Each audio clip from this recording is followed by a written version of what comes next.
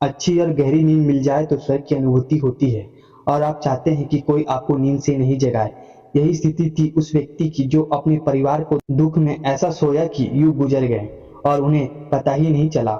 जब नींद खुली तो जगाने वाले को कर दिया जलाकर भस्म। यह कहानी है राजा मुचकुंद की। विष्णु पुराण में श्री कृष्ण लीला में इनकी कथा का उल्लेख मिलता है। राजा मुचकुंद छवाकू वंश के राजा थे जिनकी वीरता की चर्चा स्वर्ग में भी होती थी। कहा जाता है कि राजा मुचकुंद पूरी पृथ्वी को जीत लिया था। एक बार असुरों ने देवलोक पर आक्रमण कर दिया। देवताओं को पराजित करने लगे तो देवराज इंद्र ने इनसे सहायता मांगी। राजा मुचकुंद ने अपने बल और पराक्रमों से असुरों को पराजित कर दिया। देवराज इंद्र ने प्रसन्न होकर इन्हें वरदान मांगने के लिए कहा। इन्होंने कहा कि मुझे बस अपने परिवार के पास पृथ्वी पर जाने की आज्ञा दे, क्योंकि मुझे किसी और चीज की इच्छा नहीं है।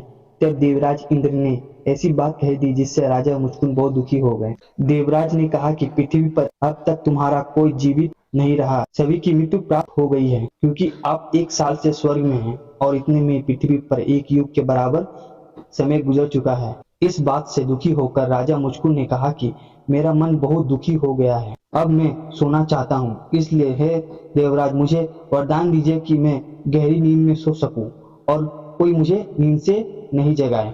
देवराज इंद्र ने राजा से कहा कि आप कहीं गुप्त स्थान पर जाकर सो जाइए, जो भी आपको नींद से जगाएगा आपकी दृष्टि पड़ते ही वह जलकर भस्म हो जाएगा। राजा मुचकुंद एक गुफा में जाकर सो गए। यह गुफा आज उत्तर प्रदेश के ललितपुर जिले में स्थित है।